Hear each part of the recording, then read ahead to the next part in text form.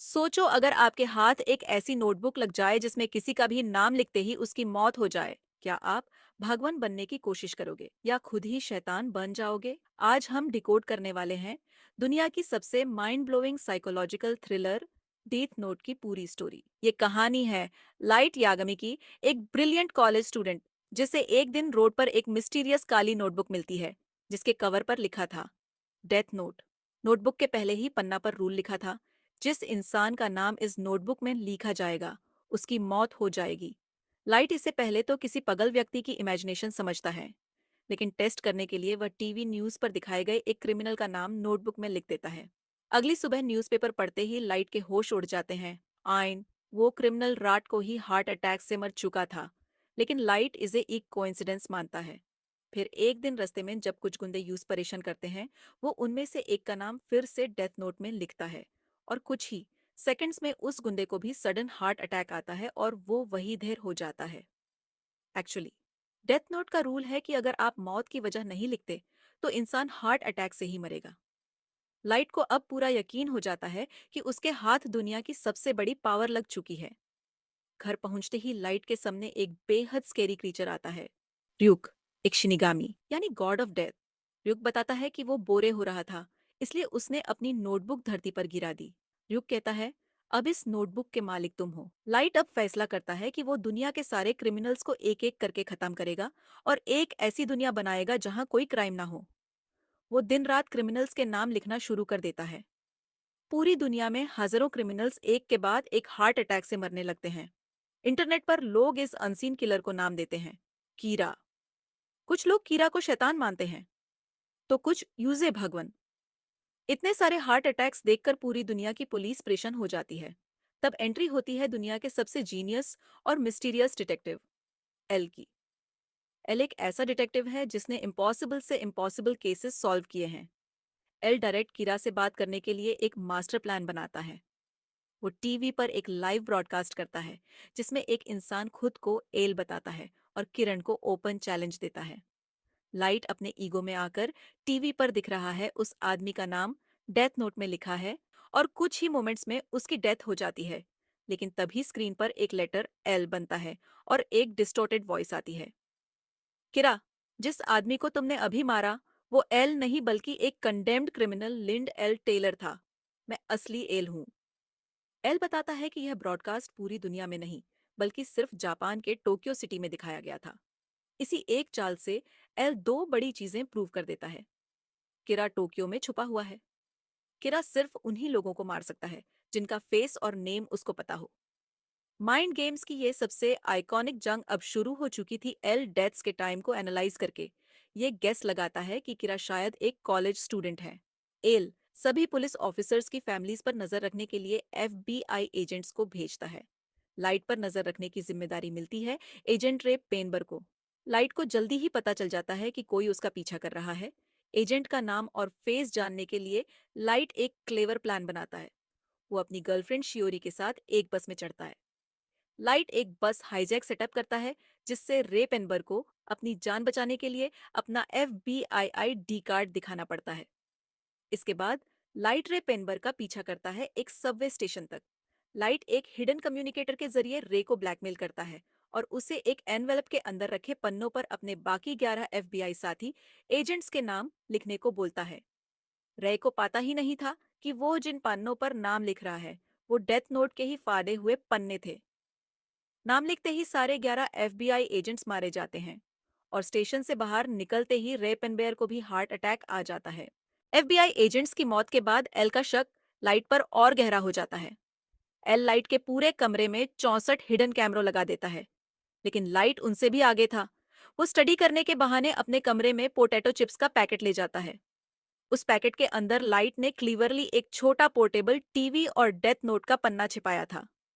Camera के सामने homework करते करते वह चिप्स खाता है और पैकेट के अंदर हैंड डालकर क्रिमिनल्स के नाम लिखता चला जाता है।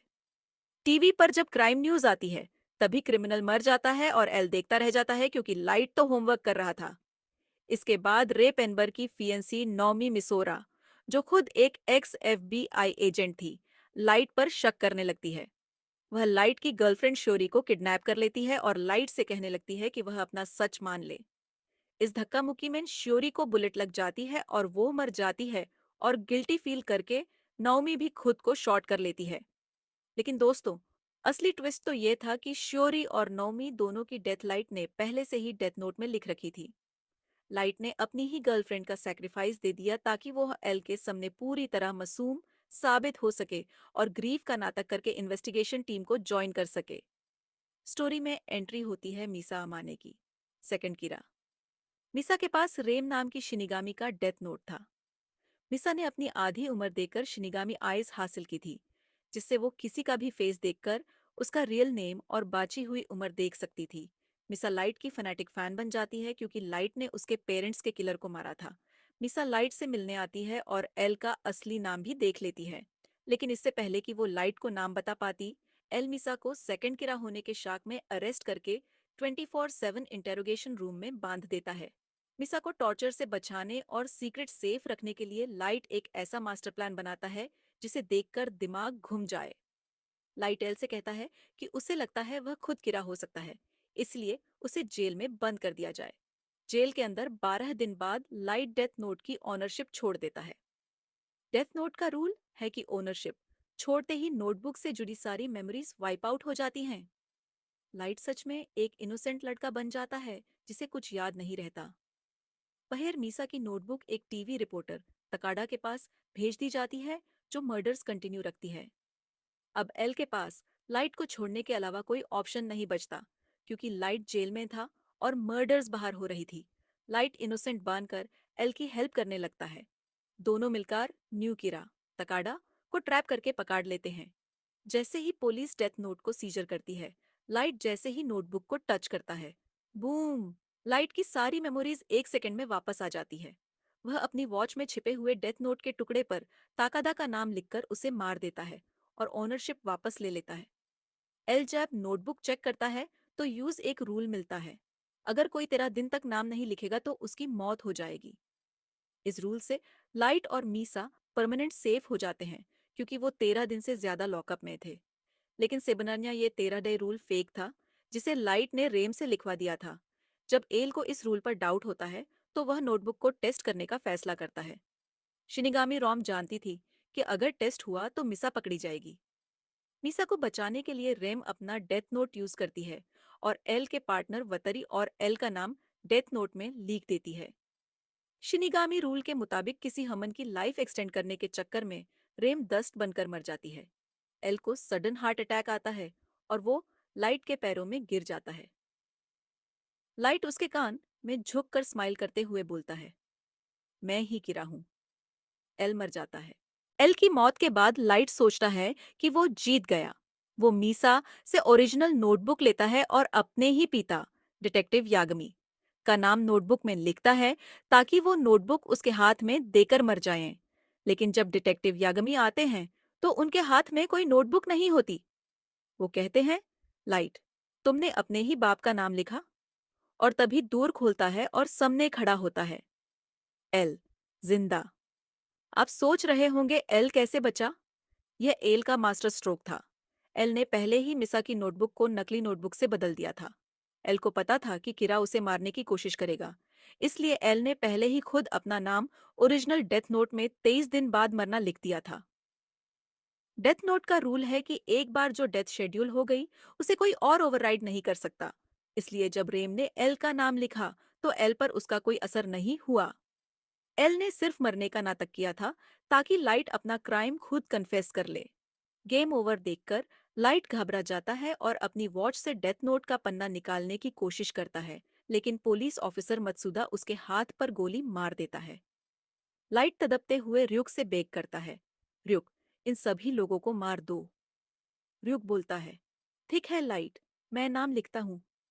लेकिन र्युक नोटबुक में किसी और का नहीं, लाइट यागामी का नाम लिख देता है। र्युक कहता है, दोनों साइड से खेलने में मजा आया, लाइट, लेकिन अब तुम्हारा टाइम खत्म। लाइट अपने बाप की गोद में हार्ट अटैक से दम तोड़ देता है। एल दोनों डेथ नोट्स को आग में जलाकर डिस्ट्रॉय कर देता है। 23 दिन पूरे होने पर एल अकेला एसहात्रांज खेलते हुए शंति से इस दुनिया को अलविदा कह देता है और इस तरह खत्म होती है माइंड गेम्स की ये सबसे एपिक कहानी। तो दोस्तों, कैसा लगा एल और लाइट का ये मास्टर बैटल? क्या एल का प्लान आपको पसंद आया? कमेंट करके जरूर बताएं।